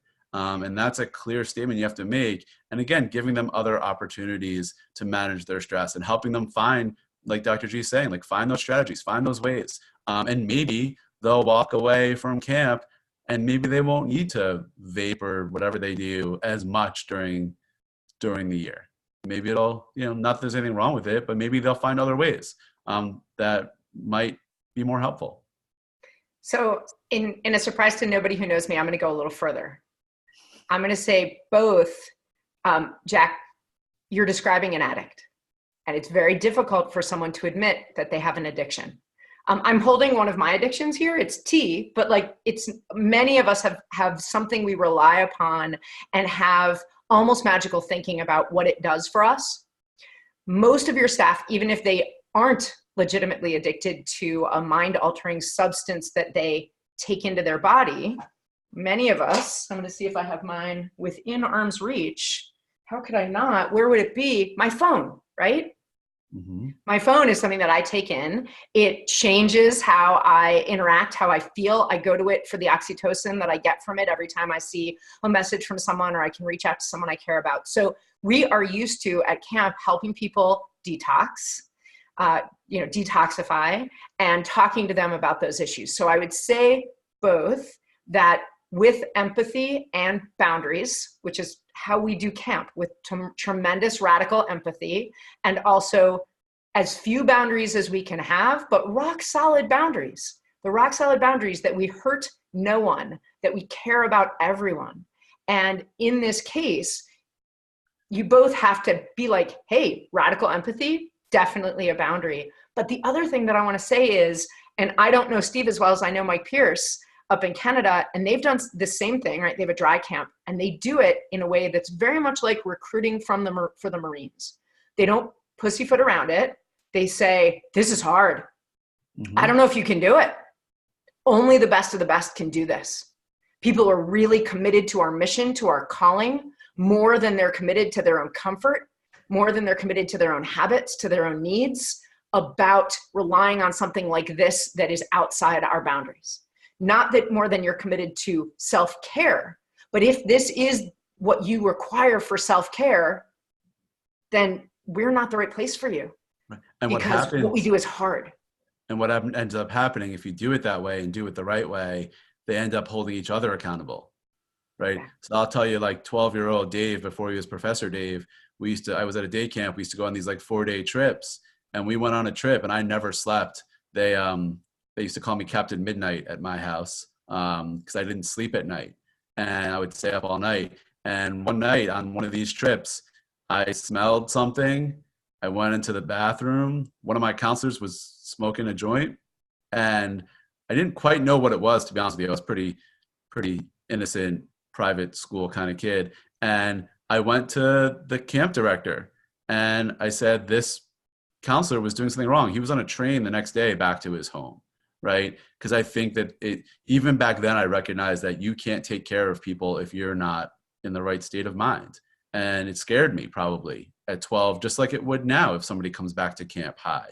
But I think the accountability piece is really important, and getting everybody on the same page. And why are you here, right? Are you here because you want to hang out and make it through the day so you can leave and go smoke and drink? Or are you here to learn something, to become a better person, to help children, to be part of this community? And that's the question you have to ask. Jack, you've got that opportunity as the leadership to either be apologetic about this or proud about this. Yeah. Well, I want to go back to the mental health piece of it, right? Because this issue isn't, for us at the moment, isn't an issue of we have people who are getting high or drinking on site. What we have is these people who you're talking about who care a great deal about camp, who are passionate, who follow the guidelines, right? Who do put aside their marijuana for when they're at camp, and then are facing the consequences of that. And right. So that mental, I think there's plenty of conversation around, you can't have, you can't drink at camp, you can't smoke at camp. I'm on board. That's an easy one for me. Like, so you're asking how to support them so that they can come to you ready? How do we support them before camp and during camp as these kind of things are happening? So the first thing is I want them to practice before camp. One of the resources I've been working on with camps is a phone detox before camp starts. So you can develop some other coping strategies, just like Dave is saying, figure out what else can make you feel that way, since this is something not available to you at camp. So lots of then not just empathy, but gratitude for their determination and their perseverance. And hey, do me a favor, do this in May for 2 weeks so that you can tell us how you feel, how it manifests, what you want us to look out for, in what ways you need support. We need you to go through a practice run. And then would you say that, I would say also on top of that, so once they've done that, when they get to camp, like help them fill their time, right? Help them find other outlets and find other things to do. And you have to provide that and kind of push that out to them and say like, okay, now that you've made the commitment to like Dr. G said, like to persevere and to practice and to be okay with it, we're going to now fill that void somehow for you, right? In a way that is camp appropriate and that you'll enjoy and it'll be fun. And that will also show again that you're committed to them, and you're not just asking this one-way commitment, right? Like you're not just asking for them to do all these things and sacrifice their phones and their drugs and all of this behavior. You're giving something back when you're saying, great, you're going to make this commitment. Here's what I'm going to do for you, right? Because again, that's what they need and deserve, I think, rightfully, that we can't just ask them to make all this sacrifice and then not give them something back. Hey, since we're on this topic, I just want to touch quickly for directors who might be wondering, for camp leadership who might be wondering, what about folks who have a medical card? Right? They come to me and they say, hey, I use this for a medical reason. So you basically, please don't tell me not to, because I can show you how I need this. And one of the things that's important to understand in most states about a medical card is that having a medical card and having a prescription aren't the same in every state. So I'm going to suggest, as a matter of policy, that camps say having a medical card is great, but you also have to be doing this at a dose and a timing where you're under a doctor's care, so that it's consistent every day, so that you're not having ups and downs and just being like, hey, I'm super stressed out, I got to go do this. Because that doesn't, especially in the overnight camp setting, that sort of flexibility rarely meshes well with camper care. So saying, hey, I have a medical card isn't probably going to be enough for most camps. We're going to also need to understand how and when and where you're going to do this consistently so that you stay even, you know? Mm-hmm. I think one of the confusing things about self-care, though, is there's like this escapism or superficial self-care, which I think a lot of the times, like marijuana use falls under that, right? It's not, for a lot of people, it's not real self-care. It's getting away from something. And so I guess I'm wondering, like, and then there's like the other self-care of like getting a manicure or like whatever, like all these things that you see like people say hashtag self-care about. And then there's like real self-care, which is like growth and strengthening and fortitude and resilience and these things that Dr. G talks about. So how do we, I don't know, how do we move between the two? Because I don't want to give self-care lip service and like order pizza for everybody and say, we're good, we had a party. But we're now, good for the people that say that that's good, because Sarah, Right. I wish it was that easily divided into superficial, not really self-care, and deep. You know, I could write a poem and do some performance art about the fundamental change in my soul from this self-care. But for some people, a manicure is legitimately self-care. And for some people, writing a poem and setting it on fire isn't self-care. And right. So because it is as self-defined as mental health, we're going to have to do what luckily camps are better at than any other industry I've ever worked with. And that's asking and listening. Mm-hmm. But then camp directors that I talk to have expressed concern that they're going to be viewed as unfair because they're giving people different things, or that someone's going to take advantage of them. So an example a camp director gave me was someone said they needed to go home for the night from a resident camp for self-care, and they needed to spend time with their family. That ended up that a bunch of pictures came on Instagram and they were at some sort of like big concert rave thing. And not to say everyone's going to take care of the system, take advantage of the system, but I think camp directors have concerns about making some of these exceptions or adaptations because they're going to be perceived as unfair or they're going to get taken advantage of. So how do you navigate that as a leader, trying to keep things in check? That's simple for me. Like I don't think you can live on the edge of fear that people are going to take advantage of you and that you're going to, you know, I think, you let that, listen, it's happened to me more than once, right? Where somebody said, I'm leaving because my grandmother is having surgery in Australia. And next thing you know, they're posting pictures the next day on Facebook from Times Square that they met some girl and they're in Times Square, right? For the next 3 days. This is a very specific story, Dave. Sounds like a friend of yours. And then 2 weeks later saw them on the streets of Philly, still here. So I'm sure their grandmother was fine, but you fire them, right? And you say that's not building trust, right? That's not fair to anybody. And that's not a person that you would want on your side. It's not somebody that you want on your team, but you've got to respect it. So it goes back to kind of the training piece you were doing earlier. And I'm telling a lot of camps and I'm trying to convince them, you have to ask people how they like to learn, right? Before we start teaching them, like in what ways do you get information? Same thing here. In what ways do you need support? And if it's a pizza party, great, we'll throw a pizza party. If it's, I need to go home one day because I need to be with my family, then you do that. And you make it Dr. G kind of said it earlier, you kind of keep it out in the open. You don't try and hide anything. You're very upfront about it. And if somebody happens to take advantage of it, then there's a consequence. And, it's tough, but in most cases, after 2 days, they forget who that person was, and you've then unless you tried to hide it, or you tried to unless you excuse try it, to right? hide it. If you didn't hold or them you didn't do it fairly, right? to your expectations. Right. But I want a camp director who errs on the side of trust. Yeah, totally. Right. And knowing that sometimes I'm going to get it wrong, but I'd much rather get it wrong by being a little too trusting of my staff than a little too suspicious of my staff. And some of it's ego, right? Like we don't want to like get taken advantage of. That's a big part of it. Like there's some feeling fear foolish on our is embarrassing.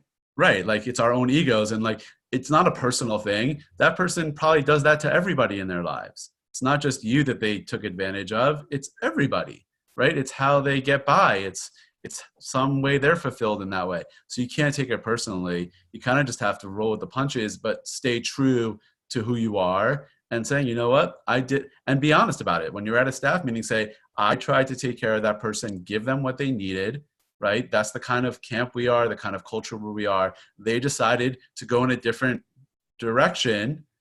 So that's why they're no longer here, but you all are, and why we're going to continue doing things the way we do them. We're not changing. And to the first half of that question, Sarah, there's a difference that once adults are asked to think about it, we all recognize, which is there's a difference between equal and fair. So we do our best to be fair, which is doing for each person within the structure of what camp needs, doing for each person what we can, not doing the same thing for each person. Please don't make me sit through a pizza party. But, like it just depends on what each person needs. So if you say, hey, for those of you who would be bolstered by having a pizza party tonight, there is one. And for those of you who'd be bolstered by having one of the walkie-talkie folks come and take your cabin for a half an hour, you can sign up for that. And for those of you, right, so differentiating, just like we try to differentiate for our kids, we're trying to differentiate for our staff. We can't be everything to everyone, but we have a lot of flexibility, curiosity, and creativity available to us at camp. And also, so the other piece of it is, listen, there's no secrets at camp, right? Like we know when people get upset, you know who the person is that's kind of like stirring the pot. And I'm the type of person that I'd rather you come to me and be honest and transparent about it. So I will seek that person out who's kind of, poisoning the water and say, hey, so-and-so, let's talk. Like, what are you upset about? Well, you let this person have this opportunity and I don't think it's fair, right? Well, then you get the opportunity to explain yourself and hear their side of it too, and hear where they're coming from, and you have a dialogue about it. And hopefully you walk away with, all right, we all understand each other, and you understand why it went the way that it went, and you understand why you made they understand why you made the decision. You've given their kind of fear and anxiety and disappointment some airtime, and that's it, right? Like you fleshed it out, and now they're back on your side, and now they understand you more fully. So don't shy away from it. Like, don't say, oh, that person's mad, I'm not even going to address it. Like actually go address it one-on-one. Kurtz, what I'm hearing from Professor Dave and Dr. G right now are two of your favorite soapboxes that you've taken from other people mostly. And consent and choice is the first soapbox. And yeah, Dr. G was hitting you with some consent and choice, which, is my favorite soapbox. And then Professor Dave was hitting you with some real talk Travis. Tough love Travis. Tough love Travis, which is just sometimes you just gotta have that hard conversation, right, and just be real with the person.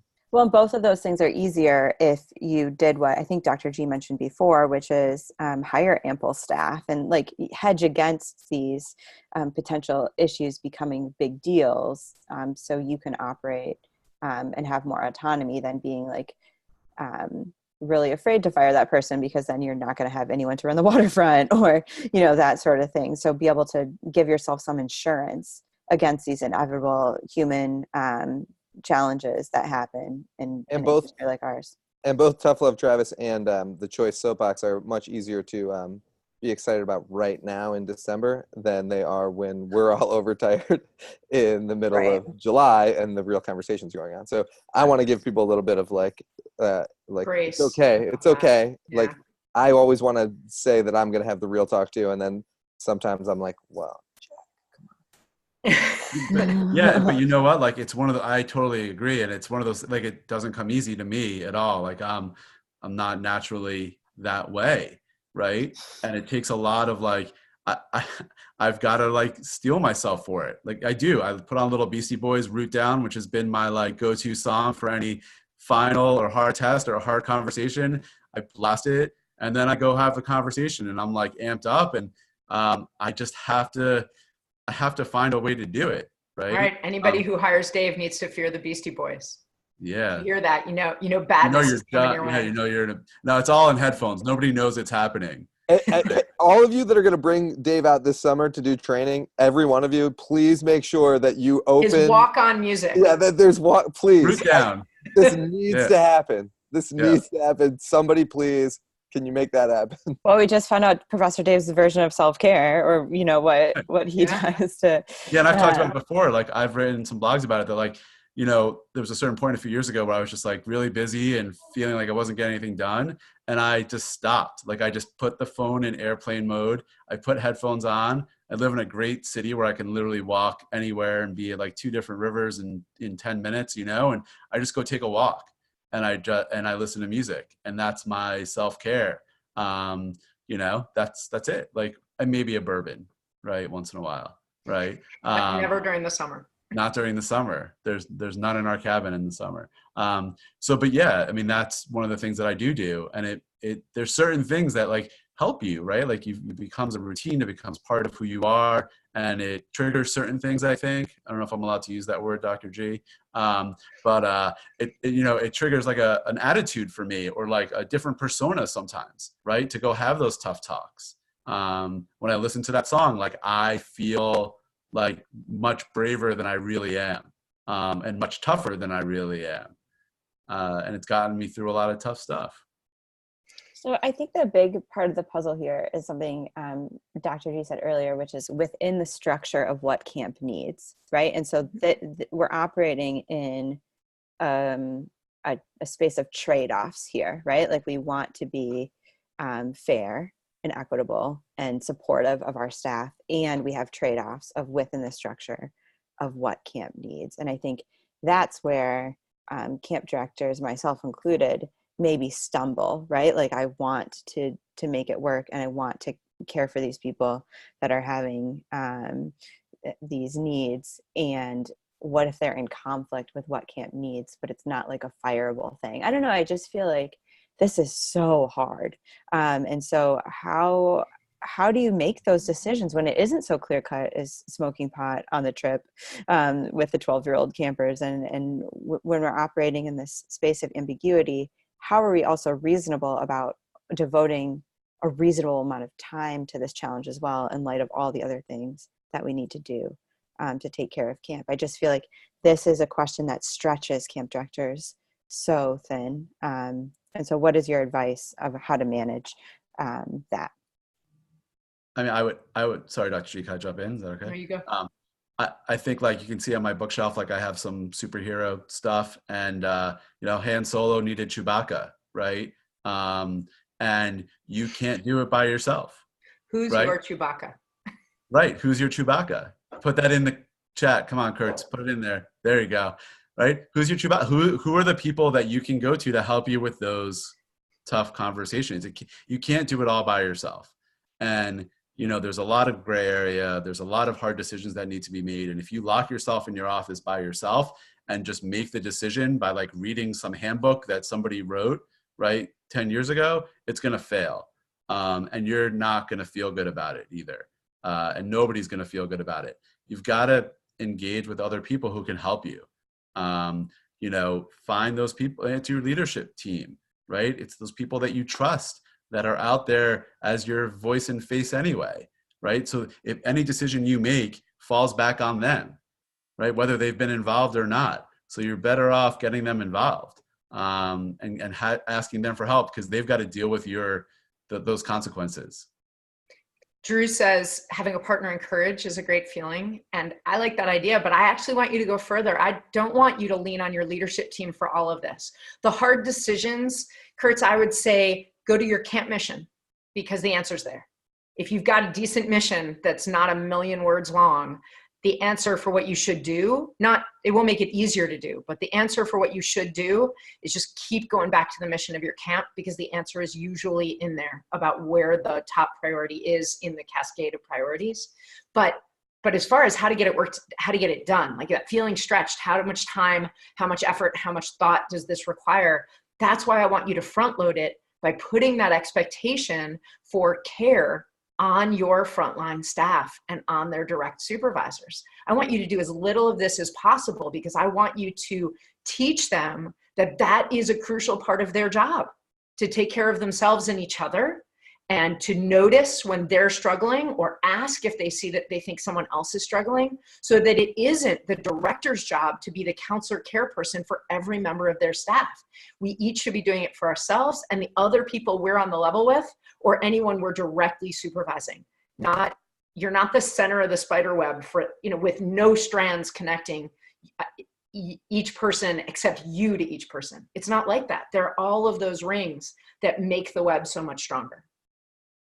Yeah, and those of you who've worked with me before know that I force people to get rid of their top-down org charts, and I make them make circle org charts just for that reason, right? To show that everybody's connected. And I just want to go back to what Dr. G said about mission, and I totally agree, but I also think it's dangerous to just, again, you're in the room, right? And you make the decision based on that mission and you feel confident about it, but then you go make the announcement without engaging with those people that are your frontline and your partners in this.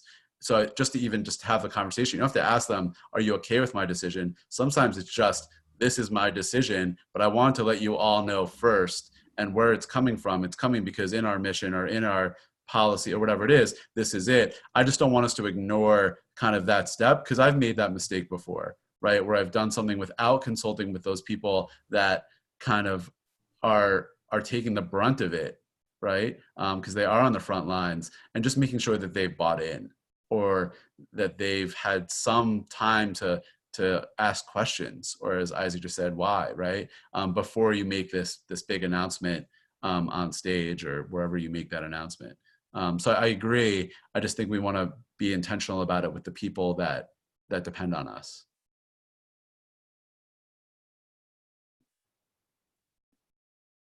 Like that note that. Yeah. I'll do one last question, then we'll conclude. Jack and I work with a lot of camp professionals, especially those early on in their career in the summer camp society. And we've noticed that there is a lot of attrition, like people who come in super excited as like a program director, first year summer camp director, leave after 2 years, after 3 years in these roles. So we talked about seasonal staff a lot today. What do directors, especially those holding a lot of the weight of camp, you think about that program director with like 3 walkie-talkies on her belt and all that stuff going on. What do camp directors need to do for themselves to make this not just a stop in their career, but something that can be a career and last a little bit longer than a couple years? So any advice for people on the call? Go ahead, Dr. G, you take it first. Okay, so I think it's really interesting to point out how this connects to a study that came out just like 10 or 12 days ago about how 75% of Gen Z said that they've already left a job for psychological or mental health reasons. What percentage was that? 75. Oh my, 75. Yeah, 50% of millennials and 75% of Gen Z. And I consider Gen Z more meaningful not only because it's 75%, but because they've been in the workforce fewer years. So that's startling to me. So I don't think it's only in our industry, but I think one of the biggest problems we have in our industry is that people treat a marathon like a sprint. They head off at sprint pace and it never stops. And so one of the best things you can do for yourself is to, and I'm going to quote my mom of blessed memory here, and that is, begin as you mean to go on. Start at a pace that you think you can maintain. And when you have to kick it into high gear, match it with some low gear. When you give yourself times where, because you're doing a lot of visits or because you've got a bunch of ordering or it's your week to come up with staff training, schedule in the time where you're going to work less. And I understand that sounds like a crazy thing to say, but if you're going to have a job that's 13 months in a 12-month year, every year, even if you don't quit, you're going to hurt yourself. You're going to really harm your health. And I don't want to see you do that. So I've given a talk on this a couple of times at conferences about how to take care of your own health while you're a camp director, but it's a bigger issue than just thinking about, are you taking your medicine or did you see your doctor once a year or something like that? It's really, you have to be the kind of camp director that you want the supervisory staff who are watching you figuring out how they're going to maybe be a camp director, how you'd want them to take care of themselves. So I'm going to go a little more professory. So I'm actually getting my doctorate right now. I'm starting my dissertation I should be doing it right now, but that's okay. Don't tell my advisor. And the work that I'm doing is exactly this question: is why are people leaving, right? And the obvious reason is Jack wrote down is money, right? But that's not the only reason.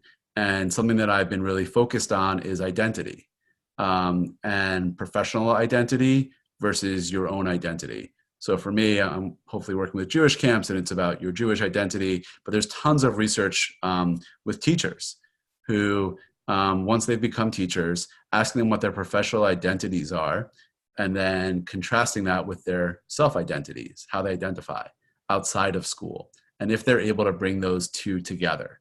And those teachers that are able to more clearly identify who they are as professionals, and those match their identities outside, they can actually bring their outside identities into school and able to talk about it and write about it, they stay in the profession much, much longer, and salary becomes much lower on that list of reasons why they would ever leave.